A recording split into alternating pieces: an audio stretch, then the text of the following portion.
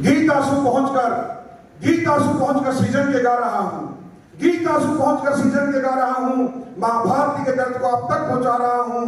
सुर मेरी साधना का सार रहना चाहिए, भले ही हम मिट जाएं मगर मेरा ये देश रहना चाहिए, मगर मेरा ये देश रहना चाहिए। भारत माता की अभी फॉर्मेलिटी सबकी पूरी हो चुकी है। जितने भी यहाँ पर उपस्थित हैं और जो चले गए हैं सबका हार्दिक अभिनंदन करते हैं, क्योंकि सबके नाम दोबारा से लेंगे तो टाइम का बर्बादी समझूंगा मैं। तो गीत आंसू पहुंचकर सीजन के गा रहा हूं, गीत आंसू पहुंचकर सीजन के गा रहा हूं, मां भारती के दर्द को अब तक पहुंचा रहा हूं। सुर मेरी साधना का सार रहना चाहिए, भले ही हम मिट जाएं मगर मेरा ये देश रहना चाहिए, मगर मेरा ये देश रहना चाहिए। साथियों, इस जन्मभूमि को नमन करते हुए, हमारी भारत भूमि को नमन करते हुए और उन शहीदों को भी हम नमन करते हैं जिन्होंने इस मातृभूमि के लिए अपना सर्वोत्तम बलिदान दिया है। भगवान उनकी आत्मा को शांति दे। और इनके लिए ज्यादा सबने आप लोगों ने बोल दिया, मैं दो लाइनों में इनका परिचय देता हूं जो हरियाणवी में है कि देसी देसी ना बोला कर छोरी है, देसी की खानी दुनिया हो रही है। मतलब ये सावन से आपके सब फिटनेस के लिए है, आदमी समझ जाते भाई, क्योंकि जरूरी नहीं है कि हमने वर्दी पहन करके देश की सेवा करनी है। देश की सेवा करने के लिए वर्दी की जरूरत नहीं होती है। अगर ऐसी वर्दी की जरूरत होती तो शहीद आजम भगत सिंह, राजगुरु, सुखदेव ये सोचते कि हम वर्दी पहनेंगे और फिर देश की सेवा करेंगे। नहीं, उन्होंने हंसते हंसते मात्र 24 साल की उम्र में अपना सर्वोत्तम बलिदान इस देश के लिए दे दिया था। और आजकल युवाओं के लिए भी ये है, युवा क्या करते हैं आजकल, अगर थोड़े कम नंबर पे आ जाए तो बंदे इतने विचलित हो जाते हैं कि सुसाइड तक की नौबत आ जाती है। मतलब जो बच्चे आज ये चीज सोचते हैं, ये सच्चाई है। मतलब आज के टाइम में कुछ माँ बाप प्रेशर कर देते हैं, कुछ बच्चों को प्रेशर होते हैं कि बेटा टॉपर लेके आओ, टॉपर लेके आओ। मैं आप लोगों को बच्चों को पहले मेरी कहानी तो महात्मा जी ने बता दिया है, आप गूगल पर भी देख सकते हो, लेकिन मैं आपको टॉपर की बात बताता हूँ। जरूरी नहीं कि 100% लेके आने वाला ही जो बच्चा है वो ही आगे बढ़ेगा। आपके सामने मैं खड़ा हूँ, 3 आदमी थे हम लोग। मैं आपको ये बताता हूँ कि हमारे टाइम में 33 नंबर पास हो जाते थे, 33 आते थे, ना साला 32 आते थे, ना 34 आते थे और पास हो जाते थे। मगर जब बोर्ड की परीक्षा होती थी ना, सर टॉपरों से भी ज्यादा नंबर होते थे हमारे पास में। और आज भी वो क्यों होते थे आपको मैं जग जारी करता हूँ, नकल बहुत चलती थी। तो जो हमारे टीचर होते थे ना, वो पास हुए तो वो मार्क करवा देते थे। और बाकी आप लोग जो भी आज अबाउ 50 ईयर्स है, सबको पता है कि भाई किस तरह पास होते थे हम लोग। 30 नंबर 35 नंबर के तो टीचर करवा देते थे, और उसके बाद वो घर वाले सारे आदमी यार दोस्त नकल खिड़कियों के ऊपर रोशनदानों से, और भाई ऐसा मीटर खींचते थे भर जाता था तो हमारा काम तो ऊपर ऊपर रहता था। तो उस टाइम हम लोग पीछे नहीं थे मतलब। और इसका भी आपको क्यों बताता हूँ, जो बचपन में कुछ सिस्टम, जैसे मैंने नेताजी सुभाष चंद्र बोस की फोटो को देखा बचपन से ही, और मेरे दादा को मैंने बोला कि मैंने फौजी बनना है। तो बच्चों ने बोला ठीक है भाई, हम 2 भाई थे, बोला फौजी बनना। खेती में जाते थे, बातें चीतें करते थे। कुछ दिन बाद क्या हुआ, 1-2 साल बाद जो मेरा छोटा भाई था, उसकी हमारे घर वालों ने वर्दी जाके दे दिया कि भाई फौजी की वर्दी बनगी। तो मैंने बोला फौजी मैंने बनना है। बोला कोई बात नहीं, अगली दीपावली तुम्हारे को भी बना देंगे फौजी। मतलब तो मैं हैरान था, मतलब मैं ये क्या हो गया, बस नहीं अगली बार आपकी भी वर्दी ला देंगे, फौजी बन जाना बोले। तो मैं तो सच्ची फौजी बनने वाली सोच रहा था, लेकिन घर वालों ने बोला बच्चा है ऐसे बोलता रहता है। मगर जैसे ही मैं भी पढ़ते पढ़ते 11वीं क्लास में आया, फार्म भर दिया कि अपना 15 पैसे का फोटो स्टेट फार्म आता था कि अपना और देश का उज्जवल भविष्य बनाने के लिए भारतीय सेना भर्ती हुई थी। तो मैंने घर वालों से छुप करके फार्म भर दिया और सिलेक्शन हो गया, सब कुछ हो गया। अब तक घर वालों को पता नहीं था सिवाय मेरे दादाजी की। और ये तैयारियां होगी, जब काना खुशी होने लगी कि लड़के ने फार्म भर दिया, तो मेरे पिताजी ने मना कर दिया कि भाई कोरा चिट्टा है, सबसे बड़ा है, और उस टाइम डेड बॉडी नहीं आती थी, सिर्फ खाली टेलीग्राम आता था। तो पिताजी मेरा बोलता भाई नहीं, सेना में जाना है, यानी कि मृत्यु को सामने लेना है, तो हम फौज में नहीं भेजेंगे आपको, हम तो अंतिम दर्शन नहीं कर सकेंगे। तो मेरे सपनों को पहला झटका लगा था वहां पर। तो मेरे दादा को मैंने बोला कि क्या होगा, मेरा पिताजी इकलौता है मेरे दादाजी को, और हम 2 हैं मेरे पिताजी को, 4 बहनें। तो मेरा दादा मेरे को बोलता टेंशन कर ले, तेरे पिताजी को तेरे बापू को मैं अपने आप संभाल लेगा, तू तैयारी कर। बोले वो लड़का हमारा ही है, मतलब कुछ भी होगा देखी जाएगी। तब फिर मेरे पिताजी को उन्होंने किस तरह समझाया कि एक लड़का तेरे को तो बाहर भेजते थे, हमारी भी तो आत्मा को देखो, एक लड़का होते हुए तेरे को 2 बच्चे, एक चला भी गया तो कोई बात नहीं, दूसरा तो है। बोले तो किस तरह समझा करके मैं भारतीय सेना में आया। और सेना में आने के बाद मैं इसलिए बोल रहा हूँ कि बचपन से सपना निकला और साकार हुआ। साकार होने के बाद में वर्दी मिली और मैं बचपन से ही हनुमान जी की पूजा पाठ करता था, बजरंगबली की। और ट्रेनिंग में मेरी मंगलवार के दिन शुरू हुई और पहला ही परेड ड्रिल का था। जैसे ही पहले परेड में गए पेट में दर्द हो गया। उस्ताद को हाथ उठाया, मैंने क्या हुआ सर, पेट में दर्द है। तो उस टाइम हमको नहीं पता था, यहाँ से गए थे तो बोले सर मकरा करता है, साइड में हो जाओ, बाहर निकाल दिया, बोला पेड़ के नीचे बैठ जाओ।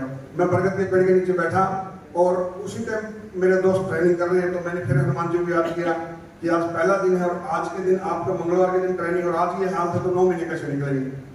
तो बस वहीं पर बरगद के पेड़ के नीचे, जैसे हम इस मातृभूमि को माँ से नहीं बोलते, वहीं इस मिट्टी को मैंने नमन किया। तो मैं बोला जो भी होगा कि आपका आशीर्वाद यही है। मतलब उसके बाद मैंने पूरे ट्रेनिंग के अंदर कभी बीमार नहीं हुए, कभी कुछ नहीं हुए और पूरा ट्रेनिंग अच्छे से किया। तो वहाँ से ट्रेनिंग पूरी करने के बाद एक तोपची के रूप में मेरी पहचान हो गई थी। कसम परेड का पहली पोस्टिंग हमारी फिरोजपुर में थी, हुसैनी वाला बॉर्डर के ऊपर। और वहाँ से फिर हम लोगों को श्रीनगर में पहली पोस्टिंग ऑपरेशन नक्सल, जो महाराज ने बताया, पहली बार हमको कश्मीर की कली में हम लोगों को देखा था श्रीनगर को। लेकिन आज हम लोग उस्ताद थे, बर्फ देखेंगे, ये करेंगे, बड़े उमंग के साथ श्रीनगर की तरफ बढ़ रहे थे। जैसे ही हम लोग ओल्ड एयरपोर्ट पहुंचे तो हमने भी सुना था कि भाई यहाँ पर पहला हमारा चार्टर प्लेन उतरा था जब 1948 के अंदर पाकिस्तान के साथ युद्ध हुआ था। तो हम रात को 9 बजे वहाँ पर पहुंचे। तो उस जगह पर हम लोग थे भाई यहाँ पर ये ओल्ड एयरपोर्ट है और यहाँ पर ये चार्टर प्लेन उतरा था। ऐसे बातें करते करते फिर हमारे को अगले दिन बांट दिया गया। हमारा एरिया था गुलमार्ग, जो उड़ी सेक्टर आप सुनते हैं, उसके अंदर डिस्ट्रिक्ट है बारामूला, और बारामूला के अंदर पट्टन तहसील है। वहाँ हम लोगों को गुलमार्ग, कनबारक, सागरी, भटपुरा, जीरन, ऐसे पूरी बटालियन को बांट दिया गया था। तोपें हमारी जमा हो चुकी थी, जो हमारे पास SLR थी वो भी जमा हो चुकी थी और हमारे साथ में थी AK-47 56। पहली बार हम लोगों ने AK-46 और 56 को देखा, क्योंकि संजय दत्त का कभी नाम था, चर्चा था, उस टाइम सुना था कि भाई वो काडा के अंदर फंसा था AK-47, लेकिन देखा नहीं था कभी। हमारे हाथ में थी, बड़े चाव से फायरिंग करते थे, बड़ा मस्त थे कि चलो भाई ये करेंगे वो करेंगे। मगर हमारे उस्ताद ने बोला बेटा हम लोग यहाँ पिकनिक मनाने नहीं आए हैं, हम लोग तो जो हमारे कश्मीर को, सवर्ण को तहस नहस कर रहे हैं, उन आतंकवादियों को मिटाने के लिए आए हैं। हमारा रोल अलग है, तुम युवा हो और इस चीज को अपने मन में ठान लो। मतलब तो हम लोग ठीक है भाई सर बोलते रहते उस्ताद को। तो हमारे मन था, लेकिन जब हम वहाँ 1-2 महीने ट्रेनिंग लिया, जब पुरानी यूथ चली गई और उन गाँव का जो जिम्मा था जब हमारे ऊपर आ गया, तब हमारे को एहसास हुआ दिन रात एक, कभी बर्फ नहीं, कुछ भी हो, स्नो ड्रेस मिल जाती थी, बड़े बड़े जूते मिल जाते थे। रात को हम लोग गांव जाकर के आतंकवादियों को ढूंढते थे।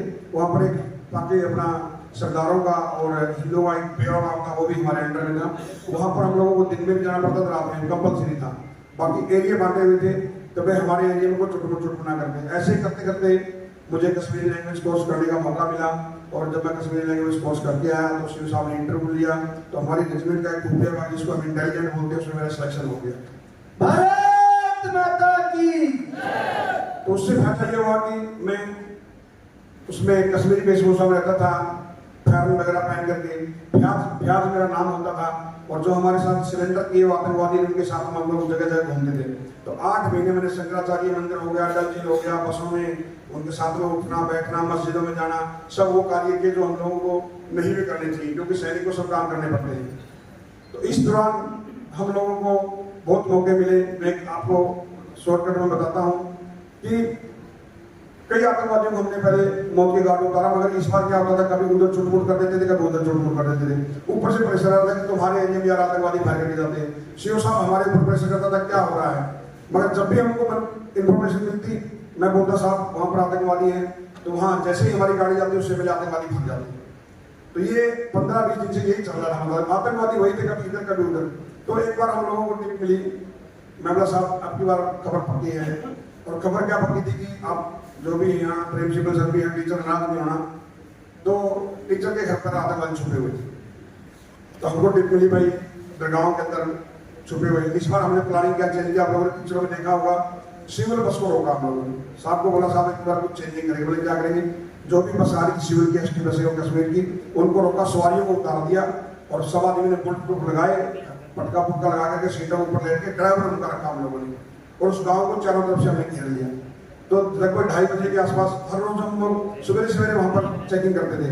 4-5 बजे सबको चेक करके मस्जिद में भेजते थे। मगर इस बार दिन में शुरू कर दिया 2:30 बजे। करते करते जो मास्टर जी का घर था लास्ट वो कर रह गया और सीओ साहब को इन्फॉर्मेशन दिया, साहब कुछ नहीं मिला। तो सीओ साहब फिर आके बोला होगा कि ब्लडी इतना खर्चा लगा रहे हैं, इतना ये हो रहा है, इतना सोशल लग रही है, क्यों नहीं मिला, उस पर इन्फॉर्मेशन साहब पक्की क्या करें। तो मास्टर जी जोर जोर से चला रहा था, उसका बेटा पुलिस में था, साहब इधर कुछ नहीं है, कुछ नहीं है। तो हमारे एक ऑफिसर और एक जेसीएफ जवान उधर गए थे, बाकी हम लोगों ने पूरा बॉर्डर किया हुआ। तो लास्ट बच गया तो मास्टर जी को बोले भाई चेक कर दो, मास्टर जी को आवाज। तो मास्टर जी ने बोला ठीक है सर चेक कर लो। चेक किया, नीचे कुछ नहीं था तो चलने लगे, बस ऊपर भी देख लो कुछ नहीं है।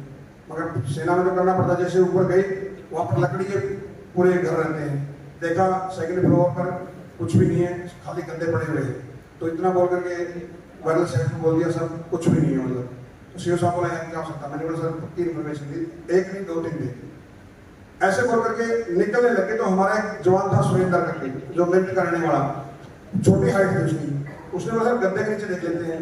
वो बोला यार गद्दे के नीचे क्या आएगा सुरेंद्र, कुछ नहीं है। और ये जेसीओ साहब और ऑफिसर साहब दरवाजे की तरफ बढ़ने लगे और इसे रहा नहीं गया, छोटी हाइट थी, गुड़ भागा और इसने गद्दे के ऊपर जैसे हाथ रखा, आतंकवादी सर के ऊपर हाथ रखा गया और उन्होंने वहीं से फायरिंग खोल दिया, सीधा गोली ऑफिसर को लगी मतलब। तो हमारे लिए ऑफिसर घायल हो गए, फटाफट हेलीकॉप्टर को बुलाया, उनको श्रीनगर भेज दिया और इन्होंने सेकंड फ्लोर से जंप किया और हमको पता चल गया कि आतंकवादी है मतलब। तो पूरी रात ऑपरेशन चला था वहाँ पर, लगभग 2:30 बजे ऑपरेशन शुरू किया था। सवेरे 4:30 तक हम लोगों ने 3 आतंकवादी वहाँ मौत की घाट उतारा और जिसमें हमारे एक अवतार सिंह सर शहीद हो गए। तो टोटल हम लोगों को उस ड्यूटी के अंदर 8 आतंकवादियों को हमने मौत की घाट उतारा था। ये सिलसिला चल ही रहा था तो कारगिल का मौका मिल गया। तो कारगिल में हम लोगों को 48 आवर्स का टाइम मिला था। जो नीचे से सेना आने वाली थी, मेरठ, आगरा, बबीना, झांसी, अम्बाड़ा, वो डिले हुई थी। हमारी रेजिमेंट को मौका मिला, एक माउंटेन ड्यू और एक माउंटेन ब्रिगेड के अंदर हम लोग थे। तो हमारे लिए बहुत खुशी की मौका था। जैसे मैं बोला ना, बचपन में जो सपना देखा था वो अभी साकार होने वाला था मतलब। क्योंकि सेना में बहुत से सैनिक सर्विस लेके आते, ऐसा नहीं कि वो अपना सर्वोत्तम नहीं देते हैं, मगर युद्ध लड़ने का मौका हर आदमी को नहीं मिलता। तो हम लोग खुशनसीब थे कि हमने देश के लिए युद्ध करने का मौका मिला और हमने 24 घंटे के अंदर ही अपनी तोपों को ट्रोलिंग के ऊपर 8000 की हाइट के ऊपर लगा दिया था। तो हमारी रेजिमेंट 120 मोटर AM-50 थी, जो ऊपर से गोला डालते हैं और ऊपर से निकलते हैं और इन्फेंट्री के जस्ट पास में रहते हैं हम लोग। तो वहां पर ऐसा नहीं कि सब आदमी, हमारी फोर्स थी 130 थी, रॉकेट रेजिमेंट थी, पूरी बटालियन, पूरा बड़ा आर्टिलरी का बेड़ा था, सबको तलोनी के ऊपर फायर करने के लिए ऑर्डर दे दिया। अभी हमारे रेजिमेंट का नाम ही लाइट रेजिमेंट था, तो हमको लास्ट में मौका मिला था। तो 3-4 दिन ये चल रहा था और जहां पर गोला चाहिए था वहां पर मिल नहीं रहा था मतलब। तो 3-4 दिन बाद में हार करके, क्योंकि हमारी जो भी इन्फेंट्री गई थी, आपने कालिया साहब का भी नाम सुना होगा, सबके पटाखे टुकड़े टुकड़े कर दिए थे। तो उस टाइम तक आर्टिलरी का स्पॉटिंग नहीं था, मगर जैसे ही भारतीय आर्टिलरी पहुंची हमारी तो मौका दिया गया, मगर जहाँ गोला चीज नहीं मिला तो आखिर में हार करके हम लोग 8000 की हाइट के ऊपर 3-4 दिन से इंतजार कर रहे हैं। तो 5वें दिन के आसपास हमको बोला गया कि भाई आप लोग भी रेडी हो जाओ, आप लोगों को लास्ट है कि आपका भी देख लेते क्या होगा क्या नहीं होगा। तो लास्ट में आखिर में हमारे रेजिमेंट 1889 लाइट रेजिमेंट को मौका मिला कि 1 राउंड गन फायर। तो पापा बैटरी यहाँ लगी थी, क्योंकि बैटरी यहाँ थी। तो 12 की 12 तोपों ने भारत माता की जय बोल करके जैसे ही हमने अपना घोड़ा दबाया और 12 की 12 तोपों ने गोला फायर किया और 40 टू जिस तोप के ऊपर मैं था उस तोप का गोला हिट हो गया। मैं यहाँ पर ये नहीं बोलूँगा कि मैं ही बेस्ट फायरर था, मैं ही सब पूछता। मैंने बोला ना अभी आपको कि वो कहानी बताई थी मैंने फेलियर वाली बात। तो मैं भले ही इधर फैल था, लेकिन ग्राउंड के अंदर अव्वल दर्जे पर था। भारत माता की। तो अपने आप को मायूस नहीं समझना कि कोई बंदा सोचे कि भाई हम लोग तो कम नंबर आते हैं, ऐसा नहीं होता। तो वहां से शुरुआत हुई थी। तलोनी के ऊपर हमारे सूबेदार भवर सिंह साहब अमरीशा लेके आते थे, तो तलोनी के ऊपर ही हमारा साथ छोड़ के चले गए थे। वो बहुत साथी चले गए थे हमारे, जिस तरह आज ये दाएं बाएं खड़े हुए ना, ऐसे सीधे स्प्लेंडर आते थे। हमारा भी नंबर कभी आ सकता था, वो पता नहीं था। शाम को 10 जा रहे हैं तो उसमें 2 ही वापस आते थे। वो बोलते थे भाई 2 ही बचे हैं, सिर्फ खाली इन्फॉर्मेशन देने के लिए। रात भर हम लोग वहाँ लड़ाई लड़ते थे। नॉर्मल हम लोगों ने ड्रेस पहनी हुई थी, जैसे आज पहनी हुई है। कोई भी वहाँ पर ठंडी के कपड़े नहीं थे, क्योंकि हम तो सीधा मुंह कर दिया गया था। 2 महीने तक बारिश के अंदर जवानों के जूते तक फट चुके थे। ऐसा नहीं था कि रिक्वायरमेंट नहीं थी, मगर हमारी रिक्वायरमेंट सबसे ज्यादा वो थी कि राशन भले ना मिले, अम्युनिशन ज्यादा मिलना चाहिए। मतलब राशन के बिना हम रह सकते थे। तो यही वर्डिंग मैंने तलोनी के ऊपर बोला था। तो हमारे भवर सिंह साहब शहीद होने से पहले यही बोले थे, यार क्या करोगे इतना अम्युनिशन का। मैंने बोला साहब अम्युनिशन के बिना नहीं रह सकते। मतलब तो ऐसे ही जाबाज योद्धा हमारे काफी साथ छोड़ के चले गए थे। कारगिल लड़ाई में पूरी बताऊंगा तो बहुत टाइम लग जाएगा, क्योंकि हर रोज एक दिन था, बहुत मौके आए हमारे, बहुत साथ छोड़ के चले गए। मगर जैसे सबने बोला था कि 8 गन पोषण का महाराज ऐसे होता है कि भाई 8 जगह, जिस तरह आपने गांव की भाषा में बताता हूँ कि भाई जिस तरह 8 किला की अपन तोड़ी गिरनी हो, और वह भी नर जगह है, बन्यों को नहीं एक जगह है सीधा भर दो, एक इस साइड में एक उस साइड में है, तो कभी 8000 की हाइट, कभी 7000 की, कभी 6000 की, कभी 12000 की हाइट के ऊपर तोपों को रात को चढ़ाना है, दिन में छुप करके रहना है कहीं भी पत्थर के नीचे, क्योंकि दुश्मन ऊपर रहता था। और उसके बाद तैयारी भी करनी है, ऐसा नहीं कि दिन में छुप के बैठे रहो, नहीं, रात की तैयारी करनी है। हम लोग कभी रात को 10 बजे वहां फायरिंग शुरू करते थे, कभी 12 बजे, कभी 2 बजे, तोपें हमारी लाल हो जाती थी, कंधे हमारे जल जाते थे, मगर क्या मजाल कोई भी जवान चूं बोलता होगा ना, मतलब एक ही ड्रेस पहनी हुई थी, सब कुछ फट चुका था, लेकिन रिक्वायरमेंट सिर्फ अम्यूनिशन के अलावा किसी चीज की नहीं थी। हम लोग जब भी फायरिंग करके 10 दिन में या 12 दिन में नीचे आते थे या 15 दिन में नीचे आते, तब जाके हमको फ्रेश मिलता था, वरना हम लोग वही पार्ले जी का 2 रुपये वाला बिस्कुट वो जेब में सबके रहता था, और वो भी खाने का टाइम नहीं मिलता था। टाइम बहुत था, मगर दिमाग में 24 घंटे की चली रहती थी कि साला, अभी जैसे आजकल भी आप लोगों को बताया जाता है कि जी वो घुसपैठ किए थे, फलाना था, ये था, वो था, ये जो बताने वाले हैं ना, वो हमारे सैनिकों का अपमान करते हैं। पाकिस्तान की सेना स्वयं वहां पर थी, मतलब पूरी पूरी उन लोगों ने कब्जा करके रखा हुआ था, मतलब बिल्कुल आमने सामने की लड़ाई थी, और सबसे हाईएस्ट लड़ाई लड़ी गई थी विश्व की लड़ाई, क्योंकि बंदे मजबूत थे। हमारे जितने भी साथी ऊपर चढ़ते थे, कई पहले स्टार्टिंग में उन्होंने पत्थर के उड़का दिया तो सीधे नाले के अंदर गए जवान। आज हम लोग बोलते हैं कि भाई जैसे बहुत आदमी ने आज ये दिखाया, अच्छा एक स्क्रिप्ट लिखी हुई थी, यहाँ भी आप लोग बड़े मौन से सुन रहे हो, मगर यहाँ जाने के बाद हम लोग क्या करते हैं आप बताइए, मतलब इस कान से निकाला और इस कान से छोड़ दिया, मतलब वो सम्मान आज भी सैनिकों को नहीं मिलता जिसके वो हकदार है। उदाहरण के तौर पर हमारे परमवीर का परिवार यहाँ बैठा हुआ है, मात्र एक ही परिवार है हरियाणा का, कितने आदमी इनके घर पर जाते हैं मेरे को बता दो आप। मेरा एक उद्देश्य रहता है कि हम शादी भी करें ना, या जो भी यहाँ का नेता, अभिनेता, मंत्री, मुख्यमंत्री कुछ भी बने, तो उस परिवार को नमन करके कुर्सी पर बैठे, तब हम सोचेंगे कि हाँ भाई सैनिकों का सम्मान हो रहा है। इतिहास गवाह है इस चीज का, कितने महापुरुष हुए हैं, चाहे कितने को भी लगा लो आप, जब वो जिंदा थे क्या उनको सम्मान मिला है? चाहे महाराणा प्रताप को लगा लिए, चाहे शिवाजी महाराज को लगा लिए। आज भी मेरी भले ही जन्मभूमि है, मगर मेरी कर्मभूमि आज महाराष्ट्र है, और वहां पर छत्रपति शिवाजी महाराज का जब तिलक हो रहा था, आज महाराज बोल रहे हैं कि हम लोग एक हैं। आज हमें महाराज, जब हम सेना में रहते हैं ना, तो हमें पता रहता है कि हमारा दुश्मन कौन है, पाकिस्तान के सैनिक है, चाइनीज सैनिक है, मगर जो अब्दुल गुरु कह के बैठी उनसे कैसे लड़ेंगे हम लोग? आज भी हम लोग बोलते रहते हैं। आज लगभग 65,000 यहूदी हैं हिंदुस्तान के अंदर। कितने हैं? 65,000। और हम लोग हिंदू 96% है, फिर भी हम लोग बोलते हैं हिंदू खतरे में। किससे खतरा हम लोगों को बताओ? हिंदू को हिंदू से ही खतरा है, बाकी किसी दूसरे से है नहीं। आज भी जब हम मिलते तो क्या बोलते हैं, मेरे को बताइए तुम कौन हो, कौन सी जात है, क्या जात है? हम उस कॉन्फर्मेशन के अंदर, उस भारतीय सेना के अंदर नौकरी किया जहाँ भिन्न भिन्न जातिवाद, प्रांतवाद, क्षेत्रवाद से आकर के एक ही मकसद होता है हमारा, सिर्फ भारत माता की जय, और एक ही हम राष्ट्र की आन बान और शान, एक तिरंगे को नमन करते हैं। तो क्यों नहीं आप भारतीय सेना को फॉलो करते? वहां पर भेड़ और बकरी एक साथ पानी पीते, वहां पर कुछ भी नहीं चलता है। और आज इन महानुभावों के कारण हम लोग यहाँ इकट्ठा हुए हैं। तो मैं इनको स्टार्टिंग में बोला था कि ये सपना तुम्हारा नहीं, ये सपना हमारा है, आप आगे बढ़िए, हम बिल्कुल आपके साथ हैं। और साथ में बातों से नहीं चलता है, साथ में कभी भी बातों नहीं चलेगा। मैं कारगिल लड़ाई के बारे में, जो लास्ट लड़ाई थी उसके बारे में 2 लाइनें और बता देता हूँ। 8 जगह हम लोगों ने तोपों को चढ़ाया, अम्यूनिशन चढ़ाना था, नीचे उतारना था। हमने पूरा लड़ाई लड़ लिया था, लास्ट में टाइगर हिल रह गया था। 222 आदमी हमारे बटालियन में थे, 5-6 सैनिक हमारे शहीद हो गए थे। मेरा दोस्त लोकेश कुमार पंजाब का रहने वाला, और हम दोनों जिगरी फ्रेंड थे। हम लोग देखते थे भाई नई शताब्दी कौन देखेगा, क्योंकि 99 चल रहा था। और उसके बाद दोनों ने कसम खाई थी कि दोनों में से कोई भी शहीद हो जाएगा, एक दूसरे को परिवार से मिलेगा। हम ये बातें करते रहते थे, तो हमारे उस्ताद बोलते थे ऐसी बातें मत किया करो, क्योंकि हमको पता था हमारे बहुत से साथी चले गए, हमारे साथ सामने चले गए, तो हम क्या कर सकते थे? सैनिक का एक कर्तव्य रहता है आखिरी गोली आखिरी सांस तक लगना। तो टाइगर हिल के ऊपर हमने चढ़ाई कर दिया। मन में एक प्राउडनेस था कि हाथी चला गया, पूछ रह गई, और दिन में चढ़ाई किया 8:30 बजे। 18,000 की हाइट है। दिन में चलते चलते लगभग 12:30 बजे तक हम लोगों ने अपना अम्यूनिशन और तोपें वहां पर लगा दी गई। वहां एक नाला था, चलते चलते आगे नाला बंद हो गया और बिल्कुल टाइगर हिल के नीचे आ गया। हमको पता नहीं है, उधर जोर जोर से उधर पड़ गए और दोनों बैटरी को लगा दिया, आगे झरना बह रहा था, बंद हो गया सब कुछ। तो रात को हमने मैक्सिमम लड़ाई लड़ी और बोले अपनी बार यार ऐसे करते हैं, दिन रात को परेशानी नहीं होगी, लास्ट बचा हुआ है, एक राउंड दिन में फायर करके देख लेते हैं। तो 1:15 बजे के आसपास ऑर्डर आ गया 1 राउंड गन फायर। और जैसे ही 12 के 12 तोपों ने फिर फायरिंग किया। अब मानोगे नहीं, अभी मैं आपको धीरे धीरे बता रहा हूँ, उस टाइम 1 राउंड फायर करते दुश्मनों का भी कमजोर नहीं समझना चाहिए। क्राइम मचा दिया उन्होंने, इतना बमबारी हो गया कि क्या बताएं। नीचे से मैसेज आ गया, जिसको जान बचनी बचा लो, भागो। अभी भागे कहाँ, ना कोई बंकर बना हुआ ना कुछ बना हुआ है। जब हम नीचे देख रहे हैं हमारी टैटू कंपनी पतीले पुतले ऐसे उड़ रहे हैं हवा में, मतलब बुरा हाल था। अभी हम कहाँ भागे, कोई बंकर बने नहीं थे हमारे। जैसे महाराज बैठे हुए ऐसे धर्मगुरु को मोती सिंह साहब थे, हमको मौका मिला, सब आदमी वहां पर घुसे हुए थे। तो मैं और मेरे दोस्त मुकेश कुमार हर बार की तरह मैंने बोला चले, ये भी धीरे धीरे बोल रहा हूँ। उस टाइम पे फटाफट बात हो रही थी, बोलता नहीं जाएंगे, क्या करेंगे, लड़ेंगे, 2 आदमी क्या करेंगे, बोला कुछ भी हो।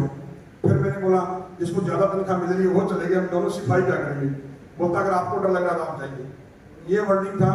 मैं बोलना बंद कर दिया, मैं जब भी बोलूँ तो बैठ गया। ये बेवकूफ समझो, कुछ भी समझो, हर बार हम लोग लास्ट तक रुके रहते थे। घोड़े गिर रहे हैं, बंदे चिल्ला रहे हैं, तुम चुप जाओ, नहीं छुपे। चंद सेकंड के बाद उसके मन में आई, चलो चलते हैं। और AK-47 हमारी तोप पर रखी थी, मैं AK-47 लेके आता हूँ। सीनियर वो थे, मुझे भी ऑर्डर दे सकते थे, मगर वो मतलब AK-47 लेके आता हूँ। हमारे बीच में पत्थर था, बम गिर रहे हैं, हमें इधर भागा वो उधर भागा। और हमने भी वहां पर मुंडी डाल दी जहाँ हमारे धर्मगुरु को मोती सिंह साहब थे। वो बोला भाई श्री रामचंद्र जी का नाम लो, माता रानी को याद करो। हम बोले गुरु जी जो भी होगा देखा जाएगा, तो वही बचाएगा। तो 5-7 मिनट बाद जब फायरिंग बंद हो गया तो उस गड्ढे के अंदर से हम निकले ना, 90 आदमी थे। आप सोचो ऑक्सीजन की कमी है, एक के ऊपर एक थे, 18,000 की हाइट है और किसी का भी दम घुटने से एक भी आदमी की मृत्यु नहीं हुई वहां पर। तो ये अपने आप में आदमी हम चमड़ी रहेंगे भाई, आप थोड़ा सा भी हम लोग करते हैं तो प्रेशर आ जाता है। फिर हर बार की तरह क्या जान मान का नुकसान हुआ, तो पापा एंट्री उधर, क्योंकि मैं एंट्री इधर। चलने लगे, एक मास का टुकड़ा ऐसे खड़ा हुआ छोटा सा। तो हम तो जूनियर थे, हमारे सीनियर थे विराज राणा और सुभाष सर थे। हमने बोला सर क्या है, बोले यार को पक्षी आ गया हुआ बोले।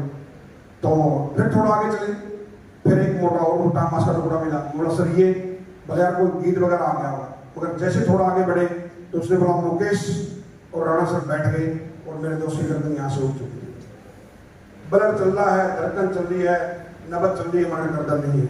और मैंने जो नॉर्मल कोट पहना हुआ था वही कोट लगाया और मेरे घुटनों में पकड़ा और तड़प तड़प के मेरे इन्हीं हाथों में उन्होंने आखिरी सांस ली थी। मतलब उसने मुझे बहुत दुख हुआ था, काश इसी जगह मैं नहीं गया। मतलब भाई से बढ़कर के मेरे लिए वो दोस्त, पूरा खून से मेरी ड्रेस पूरा कोट भर गया था। उस टाइम बहुत मन में विचलित हुआ कि ये क्या हुआ। आखिरी लड़ाई के अंदर हमने बहुत बड़ी ट्रेजेडी को देखा है और उसको आज भी झेल रहे हैं। इंडियन आर्मी, इंडियन आर्मी, क्योंकि वादे के मुताबिक हम दोनों ने किया था। शिव साहब को बताया गया कि सर इन्होंने इसके शरीर को लेके जाना है। तो मेरे को बोले बेटा एक तोप तो चलेगा, दूसरा तोप चले जाओगे, 2-2 तोप को ऑफ रोड नहीं सिखा सकते हैं और भावनाओं से खेल सकते हैं, आप बाद में चले जाओ। मगर रिक्वेस्ट करने से मुझे सिर्फ जहां पर डेड बॉडी रखी थी वहां तक मौका मिला। 4:30 बजे मैं अपने दोस्त के पार्थिव शरीर को लेकर निकला। गुमरी मध्यान में रात को 2:30 बजे पहुंचे। जो हमने लोगों ने निशान चेक करने तो निशान चेक किए, अंतिम प्रणाम किया, पाँव को हाथ लगा करके अगरबत्ती लगाई और कसम खाई कि दोस्त तेरी शहादत का बदला हम जरूर लेंगे। वापस टाइगर हिल के ऊपर आए, पूरे रेजिमेंट के अंदर एक सुनाका ठाया हुआ था और मायूस थे मतलब, लेकिन लड़ाई तो लड़नी पड़ेगी। सेना के अंदर खाना और लड़ाई आप छोड़ नहीं सकते हो। अगले उस दिन हमने बिल्कुल भी तैयारी नहीं, मतलब लड़ाई नहीं लड़ी। उस दिन हमने तैयारी किया और अगले 3 दिन तक भारी फुल फायर स्पोर्ट दे करके टाइगर हिल के ऊपर तिरंगा लगाकर अपने दोस्त की शहादत का बदला लिया। तो इस लड़ाई के अंदर हम लोगों को 12 गैलेंट्री अवार्ड मिले, कारगिल लिखने का सौभाग्य मिला। मगर इस आज हम लोग हर साल मनाते, जैसे अभी भी हम धूमधाम से मना रहे हैं, मगर इसके पीछे जितने 500 हमारे 27 सैनिक जो चले गए थे, उनकी शहादत को आज भी हम वो सम्मान नहीं दे सके। आज भी हमें याद नहीं है कि उनके परिवारों में क्या चल रहा है। भले हम लोग आज सिल्वर जुबली मना रहे हो, मगर याद नहीं। हमें ये तो याद है कि आज मुख्यमंत्री का नाम क्या है, उस हीरोइन का नाम क्या है, मगर उन शहीदों का नाम याद नहीं है जिन्होंने देश के लिए अपना सर्वोत्तम बलिदान दिया है। आज भी हम ऐसे दोस्त की कमी से मायूस रहते हैं कि एक भाई से बढ़ के हमारा दोस्त था। आज ही 25 साल बाद जब उसको याद करते हैं तो आंखें नम हो जाती है, वो दृश्य याद आ जाता है। आज मैं आप लोगों से एक शिकायत नहीं है, बोलता हूं कि जब भी हमारे हरियाणा में कितने सैनिक हैं, जब वो सैनिक आते तो आप लोग क्यों इंतजार करते हो कि किसी सैनिक की शहादत होगी तभी हम झंडे डंडे लेकर के पाकिस्तान मुर्दाबाद, चाइना मुर्दाबाद बोलेंगे? क्यों नहीं उन सैनिकों का हम जिंदगी सम्मान करते? क्यों इस चीज का इंतजार करते हैं? जब शहादत होगी तभी हम उनकी मूर्ति बनाएंगे, माला बनाएंगे, अपना दिखावा करेंगे। आज तो सेल्फी हो गया साला, 90% आदमी तो फोटो खींचने के लिए आते हैं, दिखाने के लिए कि मैं वहां चल गया था, बस फॉर्मेलिटी। ग्राउंड में कब काम करेंगे हम लोग? तो मैं ग्राउंड में काम कर रहा हूं आज भी, क्योंकि आज भले ही कंडीशन हो, जैसे भले ही हाथ पांव होना हो, भले ही हाथ पांव ना होना हो, फिर भी हर कदम इस राष्ट्र को समर्पित है आज भी। और मैं आप लोगों से यही चाहता हूं कि जिंदगी सब कुछ है, मरने के बाद में कितना भी आप चर्चा कर दो कोई प्रॉब्लम नहीं है। तो सैनिकों का सम्मान करना इस राष्ट्र का सम्मान करने के बराबर है। हम लोग बलिदान शब्द लिखता ना, उजली लिखता है। बहुत से आदमी मेरे को मिलते हैं, दीप्त जी क्या चाहिए, और मेरा एक वर्डिंग रहता है, हम आपको क्या दे सकते हैं। ऐसे ही ये वर्दी नहीं पहन रखी, बलिदान शब्द हमारे पीछे ऐसे लगता है क्योंकि इस राष्ट्र को हम अपना सर्वोत्तम बलिदान हमेशा देते रहेंगे। मतलब युगों युगों तक इतिहास रहेगा कि जितने भी महापुरुष हुए हैं और किसके कारण देश बचा हुआ है, संत समाज और शेतकारी अपने किसानों के कारण। मगर आज तीनों को कष्ट है, नहीं जो आप मेरे को बता दीजिए। कष्ट का मतलब ये नहीं कि हमें धन दौलत चाहिए, हमें वो सम्मान चाहिए जो हर टाइम हम लोग दिन रात इस राष्ट्र के लिए बिना निस्वार्थ लगे रहते हैं। हमें पता नहीं होता हमारे बच्चे का बर्थडे कब है, हमें पता नहीं होता हमारी शादी की सालगिरह कब है। हम हंसते हंसते इस राष्ट्र के लिए इसलिए न्यौछावर हो जाते हैं कि आने वाली पीढ़ी जो सेना के आगे जो आप लोग सेना बैठी है ना, वो हमारे परिवार को संभाले, इसलिए हम वहां पर कुर्बान हो जाते हैं। सैनिक कभी भी पीछे नहीं हटता है, या तिरंगा लहरा के आता है या तिरंगे के अंदर लिपट के आता है, मगर कभी पीठ नहीं दिखाता है। तो मैं शहीद सेवा दल को बहुत टाइम हो गया है, बताने के लिए बहुत कुछ है। मैं शहीद सेवा दल का बिल्कुल हृदय से अभिनंदन करता हूं और आप लोगों का दिल से आशीर्वाद है। ये आशीर्वाद आज के लिए नहीं है, जब तक यात्रा चले। ये यात्रा क्यों है, इनका ये एक माध्यम है। जैसे लड़ाई के लिए क्या था, रामचंद्र जी सीता को जो रावण हट के लेके गया था, वो तो माध्यम था ना। लड़ाई तो वानरों ने लड़ी थी ना, इसलिए लड़ी थी, वानरों ने लड़ी थी ना, राम जी तो एक माध्यम थे। तो उसी तरह ये तो एक माध्यम है। लड़ाई हम लोगों ने लड़ी, इस यात्रा को पूरा हम लोगों ने करना है। और यात्रा ऐसे नहीं भाई आशीर्वाद के साथ में तन मन और धन और अन्न की भी जरूरत पड़ती है। तो हम चाहते हैं कि इस यात्रा के दौरान ऐसे समाज सेवी भी आगे आए, जिससे कि इस यात्रा को अंतिम पड़ाव तक लेके आए, क्योंकि ये हमारी अपनी खुद की यात्रा है। जैसे मैं बोलता हूँ ये वर्दी नहीं, अंतरात्मा है हमारी। हम भारतीय सैनिक इस देश की ऑक्सीजन है। जिस दिन ऑक्सीजन 1 मिनट के लिए कम होगी, जिस तरह हम खुद ट्राई कर ले जाते हैं। कल्पना कीजिए हम कौन से IPL मैच देख रहे होते अगर 2 मिनट के लिए भी सैनिक वहां से हट जाएंगे। तो अपने आप के अंदर कल्पना कीजिए, और अपने आप के अंदर कल्पना कीजिए वो भाई तो अपने ही है, भले ही मां से पेट से जन्म ना लिया हो। तो मैं अपनी वाणी को यही विराम देता हूँ। बहुत टाइम ले लिया आप लोगों का, और 2 बातें भारत माता के लिए बोलता हूँ, और पहले अपने लिए जो बीच में अधूरा रह गया था कि चाहे हाथ पांव होना हो, चाहे हाथ पांव होना हो, बच्ची जिंदगी में हौसले काफी है। और हमें हैरत से देखने वाला सुन लो, हौसलों में उड़ान भी बाकी है, हौसलों में उड़ान भी बाकी है। और इस बात को होने के लिए हमेशा कि हे जन्मभूमि भारत, हे कर्म भूमि भारत, हे जन्मभूमि भारत, हे कर्म भूमि भारत, जीवन सुमन उदा कर प्रार्थना करेंगे तेरी, जन्म जन्मांतर वंदना करेंगे तेरी, जन्म जन्मांतर वंदना करेंगे तेरी। बच्चों को एक पॉइंट में भूल गया, एक मिनट और क्लोज करता हूँ, क्योंकि जो मैंने बताया था ना फेलियर वाला, वो मैं आपको पूरा टॉपिक बताना भूल गया था। हम 3 लड़के होते थे स्कूल के अंदर, सब बिरादरी से वहां पर बैठते थे। हमारा काम था बीच में जाके गुंडागर्दी करना, घुस जाना, मतलब नंबर तो कमाने मगर बैठना आगे। मतलब तो जो भी टीचर आता था ना, वो आते ही हमारे को देखता था, ऐसे मुन्नों को, पापू को, 3 बंदर को। और वहां पर उस टाइम बात नहीं होती थी जैसे आजकल बोलते हैं गो टू बैक, उधर ऐसे नहीं होता था। उधर ऐसे देखते थे टीचर कौन सा डंडा तोड़ना है, या तो पहले देख लेते हैं बीच में 3 नमूने बैठे बिना पैर धैर धैर धैर, और हम लोग छोटे पीछे। और घर वालों को बता दिया तो घर वाले ठोकते थे। आजकल तो हाथ लगा दो टीचरों को ऊपर कैसे जाएगा। मतलब बताने का ये था कि वहां पर वो बोलते थे कि पढ़ाई करो तब आगे आ जाओ, मगर मैंने बताया ना कि 33 की 33 नंबर लेकर के सेना में लग गई। आज वही टीचर उदाहरण देते हैं, जो टॉपर है वो घर पर बैठे हुए हैं, कहीं भी नहीं लगे हुए हैं, और मेरे लिए उदाहरण देते हैं कि देखो भाई ये भले ही क्लास के अंदर फेलियर थे, मगर जीवन के अंदर फेलियर नहीं है, पूरे भारतवर्ष के अंदर अपने तो अपने आप को नंबरों में बताता हूँ। मैं पेरेंट को भी ये बोलता हूँ, टीचर को भी ये बोलता हूँ, आप लोगों को ये बोलता हूँ, अपने अंदर क्या करना है वो आप करिए, मतलब और कुछ ऐसा करिए, फोटो के लिए नहीं। कारगिल युद्ध बन रहा था, हमारे पास कोई मीडिया नहीं थी, दिल्ली में कौन सी सरकार, हमें नहीं मतलब रहता, हमें रहता है हमारे झंडे से मतलब। राष्ट्र क्या राष्ट्र झंडे के बारे में इसलिए बता रहा हूँ, आज भी मेरे घर के आगे झंडा लगा हुआ है, मैं नित्य चढ़ाता हूँ, सवेरे शाम को उतारता हूँ। मतलब झंडे से मेरे को इतना लगाव है। मेरा खुद का सपना था कि जब भी हम उठे, जैसे सूर्य को हम देखते हैं तो हमारा तिरंगा आपको सामने हो, और जब भी सूर्य डाउन हो तो हमारा तिरंगा हमारे सामने ही हो।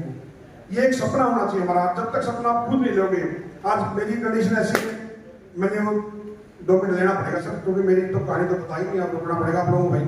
जब मुझे चोट लगी थी, जब वो तो अधूरी रहेगी, जब मुझे चोट लगी तो मेरा पूरा पेट फटा हुआ है, लीवर लावर सब कुछ डैमेज है, आंतड़ी उतड़ी बाहर थी, और संडे का दिन था जब बम फटा, मैं हाथ को ऐसे लेके बैठा हुआ था, 2 बार उठने की कोशिश किया, उठा नहीं गया। 3 आदमी थे हम लोग, 2 को चोट लगी, 1 को नहीं लगी, उसको उठा के हॉस्पिटल में लेके चले गए। उसके बाद दीपचंद की अंदर तो मैं पायलट करता था, आप लोग देखते हो ना जब वीआईपी आता तो आगे पायलट चलता है, और क्रॉस कंट्री करता था। क्रॉस कंट्री के अंदर ऐसा नहीं मैं टॉपर था, सेकंड में आता था, मैं फर्स्ट में नहीं आया कभी भी, और ना थर्ड पाया, मैं सेकंड में था। टारगेट बना हुआ था साला, आगे भी नहीं पीछे भी नहीं, बीच में रहने का मतलब। तो वो जब चोट लगी मेरे को तो उठने की कोशिश किया, क्या नहीं उठा। मेरे दोस्त जब उठाने के लिए आए तो किसी ने बोल दिया पीछे से, एक बम और फट जाएगा, बंदे भाग गए। और मैं यहाँ जब रह रहा हूँ, मेरे शीशे बड़ी बड़ी मूछें थी, पहली बार मुझे जल चुकी थी, मैंने कभी कैंची नहीं लगा अपनी मूछों को, तो मुझे जल चुकी थी और बिल्कुल बाल बूल जल चुके थे, टेंट में आग लग गई। फिर किसी तरह मेरा एक दोस्त था SHGD जेत सिंह, राजस्थान का रहने वाला, बाड़मेर का, पहले उसने जब किया बक्सा खींचा और आग बुझाई, देखा मैं पड़ा हुआ हूँ। फिर हमारे बंदे आए, उठा लिया मेरे को, हड्डी उठिया उठाया, आंतरी बाहर था, और वो जोर जोर से रो रहे थे, और मैं बोला था उनको रो मत किया। तो उनको लग रहा था ये गर्म गर्म खून में बोल रहा है, कुछ नहीं बचेगा इसके अंदर, क्योंकि सब आंतरे बाहर है, पाँव टूट चुके हैं, सब कुछ डैमेज है। जरा की तरह मेरे 2 टुकड़े हो चुके थे, मतलब पूरा फटा हुआ था, सिर्फ पीठ ही फटी, आगे पूरा फटा हुआ था। तो किसी तरह हॉस्पिटल में लेके चले गए। हॉस्पिटल तक मुझे होश था, डॉक्टर ने बोला हाँ भाई कैसे हुआ, बता दिया। उसके बाद मैं बेहोश हो गया, और डॉक्टर ने बोल दिया ही द डेथ। शिव साहब जो हमारे कारगिल में थे, उनको पता चला, वो चप्पल के अंदर सीधे भागे आए, और उन्होंने सीधा डॉक्टर को पकड़ा, सब क्या है, बोला सर उसका ऑपरेशन चल रहा है हवलदार का, और ये दीपचंद आपका जवान डेथ हो गया। शिव साहब ने रिक्वेस्ट किया, साहब प्लीज एक बार देख तो दो, आपको नहीं पता ये हमारे रेजिमेंट के लिए क्या है, क्योंकि मैंने ऑपरेशन अक्सर और कारगिल के अंदर जो कारनामे की थी, शिव साहब उसको देख रहा था। तो शिव साहब के बोलने से डॉक्टर साहब ने दोबारा मुझे चेक किया, बोले सर 5% चांसेस है और इसके टांगे काट दी जाएगी। तो शिव साहब ने बोला मैं साइन करता हूँ, क्योंकि हमारे तो माँ बाप तो वही रहते हैं, बाकी घर में परिवार तो गाँव में था। तो साइन कर दिया, ऑपरेशन शुरू हो गया। पूरी रात ऑपरेशन चला था, 17 बोतल मुझे खून की चढ़ी थी, और डॉक्टर ने बोला था 72 घंटे बाद अगर इसको होश आएगा तब हम बताएंगे आगे कार्रवाई। मगर जाकर आगे साइयां मार सके ना कोई, 12 घंटे बाद ही मेरी आंख खुल गई। और जब मेरी 12 घंटे बाद आंख खुली तो मुझे नहीं लगा कि मेरी टांगे भी नहीं है या कुछ भी नहीं है। मेरे एक साथी मुझे बताते हैं कि जैसे आपको होश आया, हमने नर्स को बोला, नर्स ने डॉक्टर को बोला, और डॉक्टर ने शिव साहब को बोला, और शिव साहब के मुंह से निकला कि सर अभी नहीं मिलेगा। तो डॉक्टर बोले सर मैं हूँ डॉक्टर, आप बोला सर मैंने उस जवान को देखा, अगर मेरा इतना आत्मविश्वास है, अगर वो पिकअप कर लिया तो देख लो। शिव साहब की बारी बोली, आज मैं आपके सामने खड़ा हुआ। और जीवन का उद्धार क्यों नहीं हुआ था, महाराज को मैंने बताया था। जब मेरे घर वालों को बुलाया गया था तो मेरी वाइफ की 22 सालों पर थी, मेरी 27 साल, 1.5 साल का मुझे बेटा था। दोबारा 3 महीने से फैमिली वे में थी मेरी वाइफ। एक लड़की 22 साल की, आज 22-24 साल के बच्चे पढ़ाई कर रहे हैं, 6.5 फुट मेरी हाइट। तो मैं सोचा यार वो मेरे को आगे देखेगी तो क्या देखेगी, कि मैंने एक हट्टे-कट्टे से शादी किया है, मेरा तो जीवन पूरा बर्बाद है। तो मैं मेरे साथी को बोलता था कि मेरे आगे तकिए लगा देना, और जब भी परिवार वाला कोई मिलने आता था तो वो दूर बिठा देते थे, उनको लगता था कि मेरा हाथ गया हुआ है। तो काफी दिन तक मैंने ये पता चलने दिया था कि मेरी टांगे भी नहीं है। काफी दिनों बाद इनको पता चला कि मेरी टांगे भी नहीं है, मतलब तब मेरा दूसरा बच्चा हो गया। तो आप किसी साथियों ने बोला कि यार 2 लड़के हो गए हैं, आप घबराओ मत, अभी आपको उठाएंगे, ये करेंगे, मगर मेरा उद्देश्य अलग था। मैंने कुछ पूछता था कोई कि क्या हुआ, तो मेरे आंखों में आंसू आ जाते थे। फिर मैंने जो महाराज ने बोला आध्यात्मिक, मैं आध्यात्मिक भी हूँ, तो गीता के वो शब्द याद आए, भगवान श्री कृष्ण के कि जो भी होगा अच्छा होगा, जो हुआ अच्छा होगा, जो हो रहा वो भी अच्छा हुआ। तो मैंने उसको पढ़ किया और रोना छोड़ा। मैंने बोला धिक्कार है तेरे ऊपर, सैनिक घोड़े के ऊपर। फिर अपने आप का मैंने जीवन याद किया, तूने वर्दी कैसे पहनी थी और आज तू रो रहा है, मतलब कायर है वो, मतलब अपने आप को मैंने आत्मा में बोला धिक्कार है तेरे ऊपर, जो अपने बीवी बच्चों की रक्षा नहीं कर सकता वो देश की रक्षा क्या खाक करेगा, और दीपचंद तुझे उठना पड़ेगा, मतलब इसी तरह। तो फिर मैंने वो संकल्प लिया और दोबारा उठा, और दोबारा उठने के बाद इस मातृभूमि को मां बोलते हैं, इसको दोबारा जैसे मैं नमन किया, 6 महीने बाद मैंने इस मातृभूमि के ऊपर पांव रखे और दोबारा इसको नमन किया कि हे माँ, जैसे तूने मुझे बचपन में चलना सिखाया है, दोबारा से ऐसा आशीर्वाद दे जो मैं चल सकूं। और इस माँ ने मुझे एक ऐसा आशीर्वाद दिया है, आज एक भगवान परशुराम की तरह, आज उनकी जयंती भी है, उनकी तरह कदम रुक नहीं रहे हैं, हमेशा चलते ही रहते हैं। और ये क्यों चले हैं? क्योंकि हम लोगों ने एक संपर्क करना चाहिए, अपने लिए चाहिए तो क्या चाहिए, दूसरों के लिए जीना चाहिए। तो आज भी मैं हर कदम इस रास्ते के लिए है, मैं हेलो मन की शक्ति से आदमी मैं हमेशा मन की शक्ति से हमेशा मैं आप लोगों के साथ में हूँ। चाहे आधी रात को बुलाइए, बिल्कुल तैयार रहे राष्ट्र भावना के लिए। मगर राष्ट्र भावना के अंदर भी कई बार आड़े आ जाते हैं, तो मैं यही उम्मीद रखता हूँ कि शहीदों की चिताओं पर लगेंगे हर वर्ष मेले, वतन पर मर मिटने वाला को यही बात होगी साहब। और हम बस अंतिम है, सभी एक साथ भारत माता की जय बोलेंगे खड़े होकर के, और उसके बाद में सीओ कर देंगे। मतलब सम्मान लेके चलो, जय बोल के फिर बैठ जाएंगे। भारत माता की, भारत माता की, भारत माता की, अमर शहीदों की, अमर शहीदों की, हरियाणा की भूमि की, इन